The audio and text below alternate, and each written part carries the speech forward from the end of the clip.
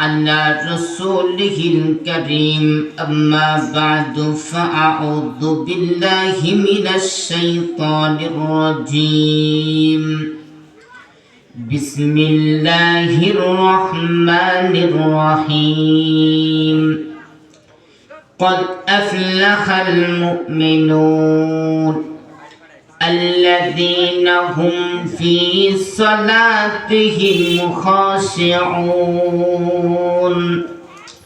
والذين هم عن اللغو معرضون والذين هم للزكاة فاعلون والذين هم لفروجهم حافظون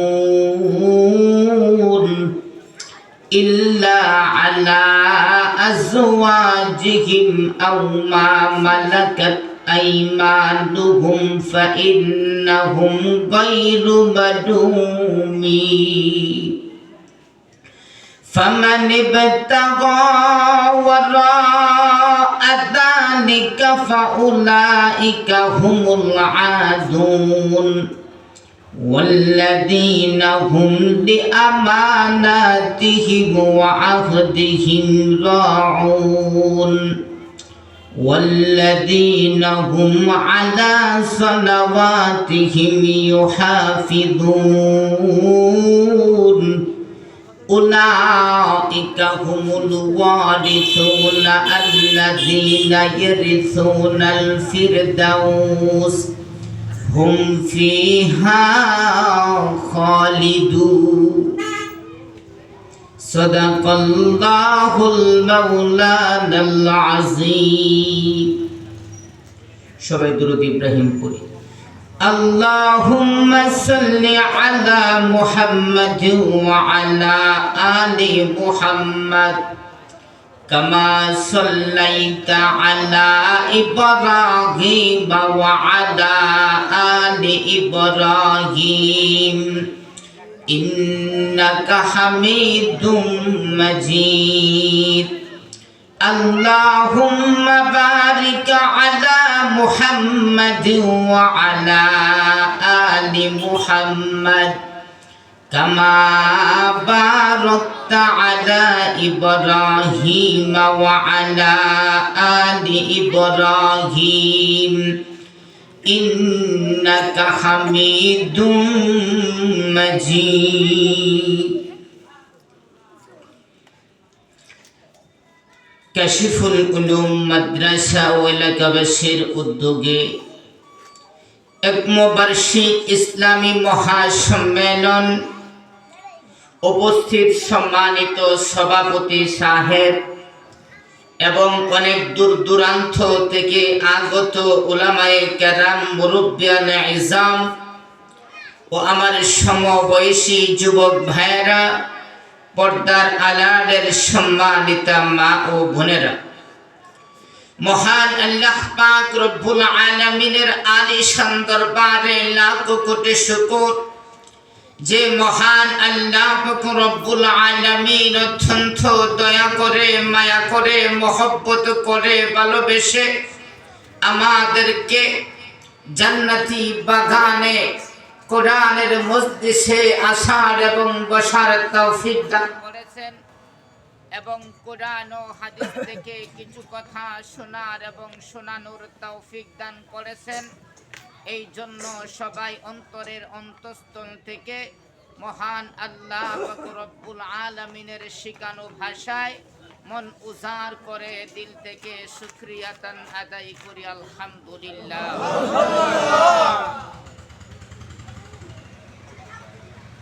সময় সংক্ষিপ্ত,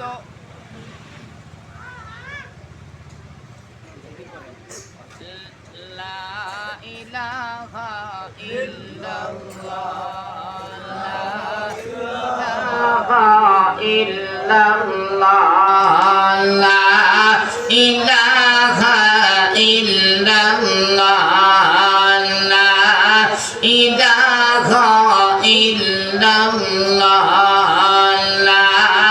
ইলাহা ইল্লাল্লাহ। জগৎ পাগল কাবার লাগি কাবা পাগল মাবুদের বলেন জগৎ পাগল কাবার লাগি কাবা পাগল মাবুদের মাবুদ পাগল নবীর লাগি মাবুদ পাগল নবীর লাগি নবী পাগল উম্মতের লা ইলাহা ইল্লাল্লাহ লা ইলাহা ইল্লাল্লাহ লা ইলাহা ইল্লাল্লাহ মুহাম্মাদুর রাসূলুল্লাহ সাল্লাল্লাহু আলাইহি ওয়াসাল্লাম। আমাদের আজকের প্রধান বক্তা উনি আমাদের মধ্যে উপস্থিত হয়ে গেছেন, এই জন্য সবাই বলি আলহামদুলিল্লাহ। আমি আপনাদের সম্মুখে সূরাতুল মুমিনুনের 1 নম্বর আয়াত থেকে শুরু করে 11 নম্বর আয়াত কারিমা পর্যন্ত তিলাওয়াত করলাম।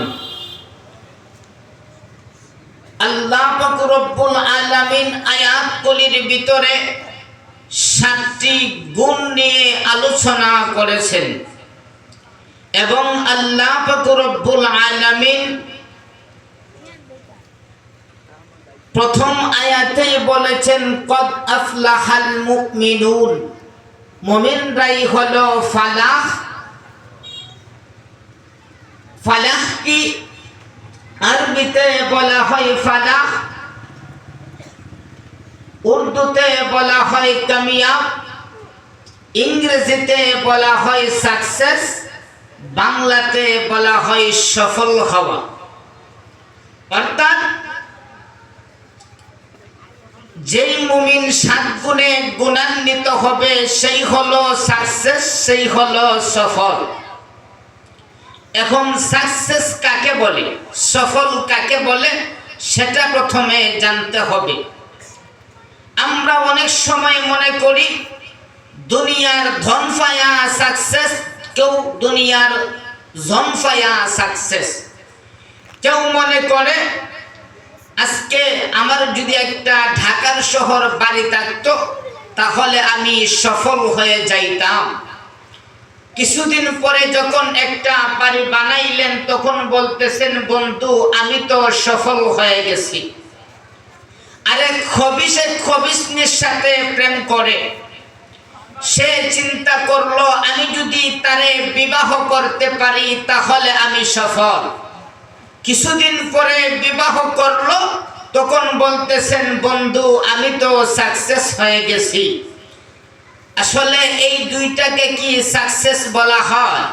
কারণ হলো দুনিয়ার দোনো সাথে যাবে না, দুনিয়ার জনও সাথে যাবে না। তাহলে সাকসেস কাকে বলা হয়? এমন জিনিস হাসিল করা যেই জিনিস দুনিয়াতে এবং পরকালে থাকে, সেই জিনিসটা যেই অর্জন করতে পারবে তাকেই বলা হয় সাকসেস, তাকেই বলা হয় ফালাহ, তাকেই বলা হয় সফল। এখন আমার আল্লাহ যে 7টা গুণের কথা আলোচনা করেছেন, 7 গুণের পরে মহান আল্লাহ পাক রব্বুল আলামিন এই 7টা গুণ অর্জন করলে কি লাভ, সেই লাভ সম্পর্কে মহান আল্লাহ 10 নম্বর এবং 11 নম্বর আয়াতে আলোচনা করেছেন। আগে আসুন লাভটা কি। আল্লাহ পাক রব্বুল আলামিন ডাক দিয়া বলেন কদ আফলাহাল মুমিনুন। মহান আল্লাহ পাক রব্বুল আলামিন বলেন মুমিনরাই হলো ফালাহ, মুমিনরাই হলো সফল, মুমিনরাই হলো সাকসেস। কোন মুমিন সাকসেস? যেই মুমিনের মধ্যে 7টা গুণ থাকবে। আমার আল্লাহ পাক রব্বুল আলামিন ডাক দিয়া বলেন আমি আল্লাহ পাক রব্বুল আলামিন যেই 7টা গুণ দিলাম রে বান্দা, এই 7টা গুণে তুমি যদি গুণান্বিত হতে পারো, আমি আল্লাহ পাক রব্বুল আলামিন তোমাকে পুরস্কার দান করব। 1 নাম্বার পুরস্কার হলো উলাইকা হুমুল ওয়ারিসুন। আমি আল্লাহ পাক রব্বুল আলামিন ওয়ারিস সূত্রে আমি আল্লাহ পাক রব্বুল আলামিন একটা বাড়ির মালিক বানায়া দিব। এই বাড়িটা আমি কোথায় দিব তুমি জানোনি? আমার আল্লাহ পাক রব্বুল আলামিন এই বাড়িটা কোথায় দিবে? লন্ডনে দিবে নাকি আমেরিকায় দিবে নাকি নাকি ঢাকার শহরে দিবে? না না, ঢাকার শহরেও দিবে না, লন্ডনেও দিবে না, আমেরিকায়ও দিবে না। আমার আল্লাহ পাক রব্বুল আলামিন 11 নম্বর আয়াতের ভিতরে বলেন, আল্লাযীনা ইয়ারিসুনাল ফিরদাউস। আমি আল্লাহ পাক রব্বুল আলামিন জান্নাতুল ফিরদাউসের বাড়ির মালিক বানায়া দিব। সুবহানাল্লাহ। আর জোরে বলেন না সুবহানাল্লাহ। এই বাড়িটা আমার আল্লাহ কতদিনের জন্য দিবে? আমরা দুনিয়াতে যতদিন পর্যন্ত আমরা যে দুনিয়ার মধ্যে থাকি, এই দুনিয়ার বাড়ির আমি কতদিন থাকি, আমি কতদিন দুনিয়াতে, আমি কতদিন দুনিয়ার বুকে জীবিত থাকি, ততদিন পর্যন্ত আমি দুনিয়ার সম্পদের মালিক। যেই আমার রুহটা বের হয়ে যায়, রুহটা বের হয়ে যাওয়ার সাথে সাথে তখন আমি আর দুনিয়ার সম্পদের মালিক থাকি না, সাথে সাথেই আমার সন্তানগুলি দুনিয়ার সম্পদের মালিক হয়ে যায়। আমার আল্লাহ যে আমাদেরকে জান্নাতুল ফিরদাউসের বাড়ির মালিক বানায়া দিবে, এই বাড়িটা কই দিনের জন্য দিবে? আমার আল্লাহ পাক রব্বুল আলামিন বলেন, হুম ফিহা খালিদুন। আমার আল্লাহ পাক রব্বুল আলামিন বলেন, আমি আল্লাহ পাক রব্বুল আলামিন তোমাকে চিরস্থায়ীভাবে জান্নাতুল ফিরদাউসের বাড়ির মালিক বানায়া দিলাম। সুবহানাল্লাহ। আমার আল্লাহ পাক রব্বুল আলামিন। ভাই মাইকটা আগের মতো করেন, প্রথম যেভাবে ছিল কানের মধ্যে আওয়াজ আসে না, তো প্রথমের মতো করেন। তো আমার আল্লাহ পাক রব্বুল আলামিন যে বললেন যে বাড়িটা মহান আল্লাহ পাক রব্বুল আলামিন আমাদেরকে দিবে, সেই বাড়িটা হলো জান্নাতুল ফিরদাউসে। কতদিনের জন্য দিবে? আমার আল্লাহ হুম ফিহা খালিদুন। আমার আল্লাহ চিরস্থায়ীভাবে দিবে। তাহলে এখন আসুন আমরা 7টা গুণ অর্জন করতেই গুনি। যারা 7টা গুণ অর্জন করতে পারবে তাদেরকেই মহান আল্লাহ ওই জান্নাতুল ফিরদাউসের বাড়ির মালিক বানায়া দিবে। তাহলে আসুন আমরা 7টা গুণ কি কি আমরা একটা একটা করে জানি। মানুষের দিক হলো 3টা। একদিকে হলো মহান আল্লাহ, অন্যদিকে হলো অন্যান্যগুলি, আর একদিকে হলো আমি নিজে। এই 7টা সবককে 3 ভাগে ভাগ করেন। আমার আল্লাহর সাথে সম্পর্ক করতে গেলে 2টা সবকের প্রয়োজন, অন্যদের সাথে সম্পর্ক করতে গেলে আরো 2টা সবকের প্রয়োজন, আর নিজেকে সংশোধন করতে গেলে 3টা সবকের প্রয়োজন। 2 এ 2 4, আর হলো 3 কত হলো 7।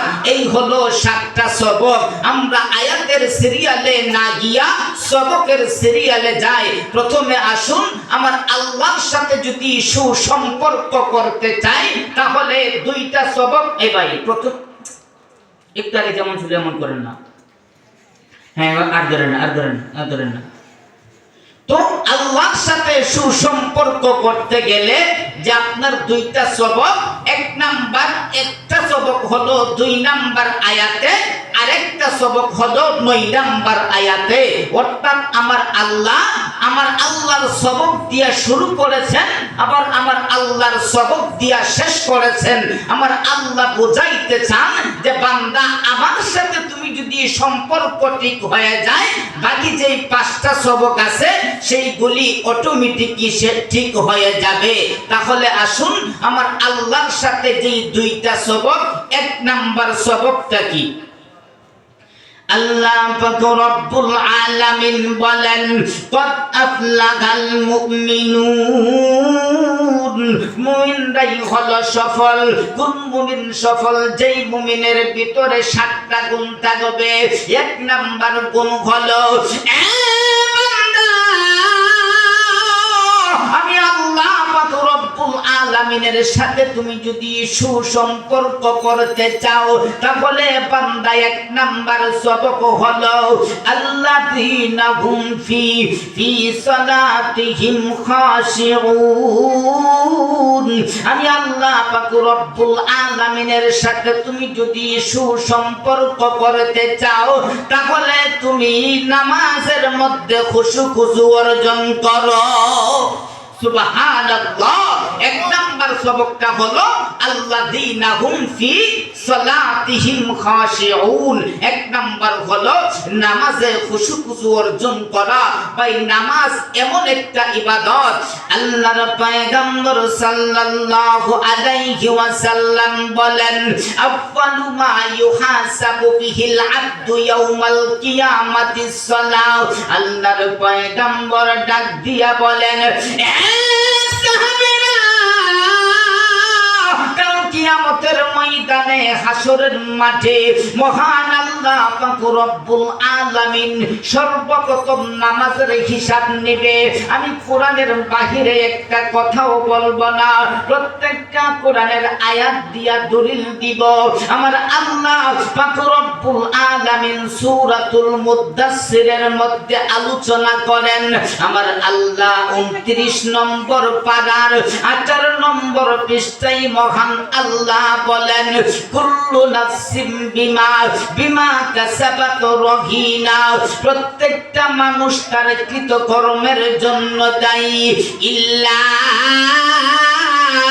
আসহাবাল ইয়ামিন। যাদের আমলনামা ডান হাতের মধ্যে দেওয়া হবে, ফি জান্নাত, তারা জান্নাতের ভিতরে থাকবে। কিন্তু রে বাবা, যাদের আমলনামা বাম হাতের মধ্যে দেওয়া হবে তাদের উপায় নাই।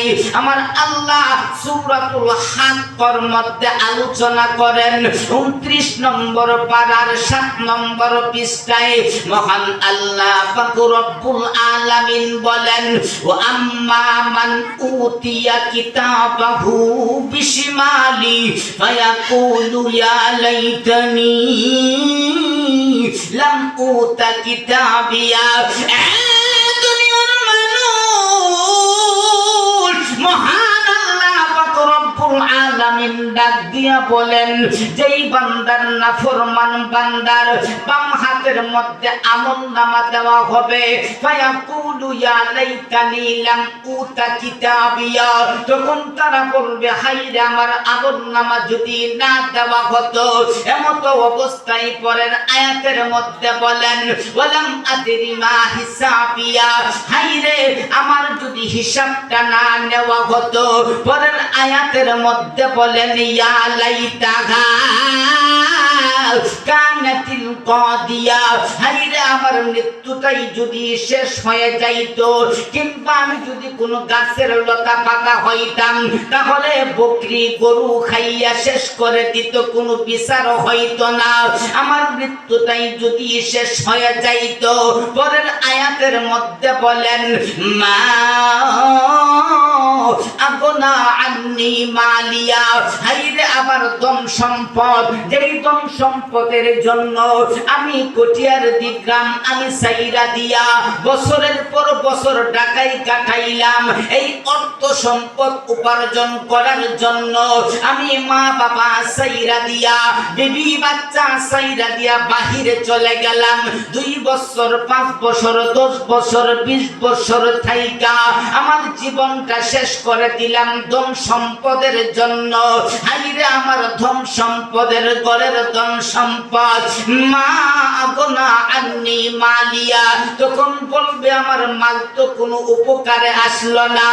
পরের আয়াতের মধ্যে ডাক দিয়া বলেন হালাকা আন্নি সুলতানিয়া, হাইরে আমার ক্ষমতা, ক্ষমতার ঘরের ক্ষমতা, আমার একই ক্ষমতা ছিল।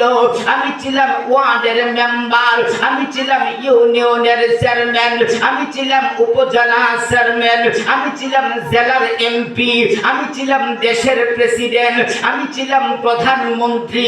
আমি আমার ওয়ার্ড যেইভাবে মন চাই সেইভাবেই চালাইছি। আমি আমার ইউনিয়ন আমার মন করা মতে চালাইছি। আমি আমার উপজেলা মন করা মতে চালাইছি। আমি আমার জেলা মন করা মতে চালাইছি। আমি আমার দেশ মন করা মতে আমি পরিচালনা করেছি। আমার দিকে তাকাইয়া কেউ কথা বলতে পারতো না। আজকে আমার ক্ষমতা কোথায় গেল?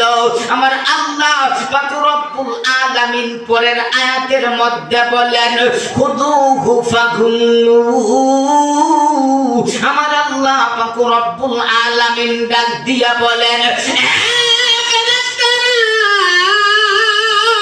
আমার নাফরমান বান্দাটারে ধর। আমার আল্লাহ রাগ হইয়া গুসা হইয়া ডাক দিয়া বলবে আমার নাফরমান বান্দাটারে ধর। আমি আল্লাহ পাক রব্বুল আলামিন সাতটা আকাশ বানাইলাম হুকুমের মাধ্যমে।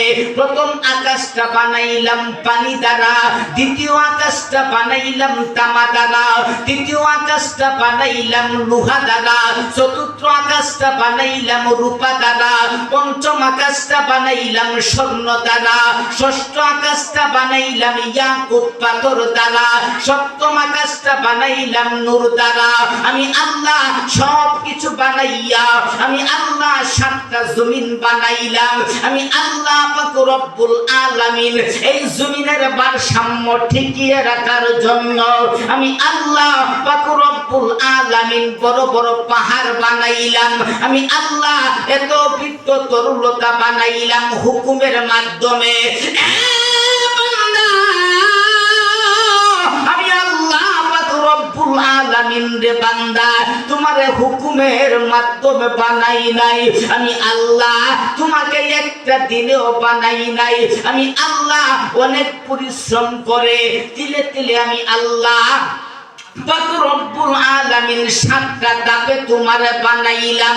প্রথমে মাটি, তারপরে বীর্য, তারপরে রক্ত, তারপরে আপনার গোশতের টুকরা, 5 নম্বরে হলো একটা হাড্ডির খাঁচা, 6 নম্বরে মহান আল্লাহ এই হাড্ডির খাঁচাটাকে মহান আল্লাহ গোশত দ্বারা আবরণ দিয়েছেন। 7 নম্বরে মহান আল্লাহ তার ভিতরে রূহ দিলেন। আমার আল্লাহ পাক রব্বুল আলামিন বলেন একদিন 2 দিন সময় লাগাইয়া নাও। আমি আল্লাহ 10 মাস 10 দিন সময় লাগাইয়া বান্দা করে বানাইলাম।